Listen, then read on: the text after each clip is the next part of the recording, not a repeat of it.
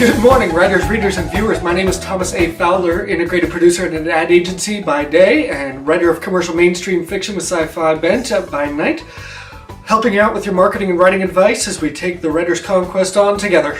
Today for level 2, we're looking at deciding what you'll write. For some people, this is one of the easiest decisions. For some others, it's one of the hardest decisions because you see market trends, you see some things that are selling, and what you may want to write may not be selling at all, and therefore as a result you wonder if it's even worth it.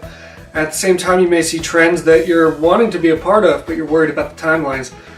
So here's the easiest way to determine what you're going to write. What do you like to read?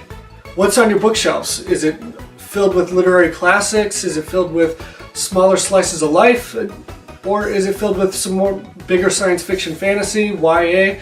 Doesn't matter. So take a look at your bookshelves and determine what you love to read, because if you do that, you're going to be writing what you love, and if you do that, it's going to translate on the page. It's going to answer another essential question of, are you reading enough? Because within your genre, there are going to be classics that are examples that set the bar so high, it's what you're going to aim to achieve, but simultaneously, you need to keep track of the market trends, what's selling within the genre. That way you will know what to take on and what you may want to avoid. And if you want to find out what's selling, find the publishers that you love. Follow them on Twitter. They're almost all on there, as well as agents and editors that you might be interested in, because they're going to be promoting their latest and greatest, and it's going to show you what's happening in the market right now. As well, you can find different social networks like Goodreads specifically, which every writer and every reader should be on. The point is to see what's selling and challenge yourself to do better, because you're going to surround yourself with great work. And when you surround yourself with great work, the bar keeps getting raised for yourself, and therefore you have to try to match that and go above it. And that goes to our next subject: should you write for trends? Now, I have 4 points why I am actually kind of vehemently against it. Obviously, some people do decide to write for trends, and that's perfectly fine and acceptable. If it's what you want to do, that's great. I'm not here to tell you what to or not do. I'm merely just going to present my points for a little bit of an argument, and if you want to debate it, I'm at Thomas A. Fowler on Twitter, and you can use the hashtag Writer's Conquest. First thing is time.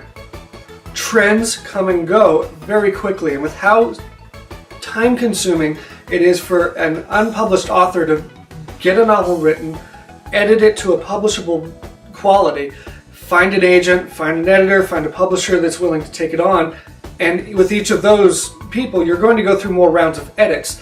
By the time it hits shelves, do you really expect that trend to be going still?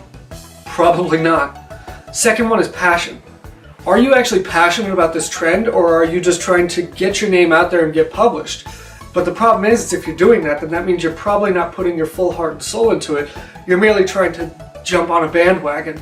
And that's going to come through, and eventually agents and editors are going to pick up on that. And once you become a part of a trend, it's going to be hard to shake it, because that's going to be part of your author brand. And once you start becoming a part of that, it's going to be an effort to try to shake it. Which brings us to the third part, which is, do you want to be remembered for the work? Will you actually be proud that your name is on this? Or are you going to try to create an author name because you'd rather save your name for what you really want to write? And as a result, do you actually think this is worth your time to make the effort? Which brings me to my fourth and final point about writing for trends. Wouldn't you rather just be a trendsetter in something new? Something to think about. Our next major subtopic is looking at author voice. Now, we're going to go into a real big detail on author voice later on. However, one element that you need to look at with your voice is it helps you determine what you're going to write. Different genres have different language. When you look at Westerns, the language in that is completely different and a very far skew from just small literary pieces that are at small presses. And therefore you have to think about what you want your author voice to be a part of. Do you want elaborate setting, fast pace, or a slower pace that's a little bit of a slice of life? Do you want tense action and settings? What are you known for? What are you good at? And by doing so, you can look at different books, look at different genres, see what they are known for, and therefore you can help your voice translate into that genre and express it very clearly and articulately. The most important thing in determining what you're going to write is looking at what message you want to send. Do you want political messages that are more skewed towards a really high tense political thriller? Or are you looking for just something that's a nice escape, that's going to be the essential when you're just lounging on a beach? It's what message you want to send to your readers and send to the world out there. I know it might sound a little hippie-ish, but I love to instill hope. It's what I love, it's what I enjoy doing. And therefore, every catharsis I create builds toward instilling hope.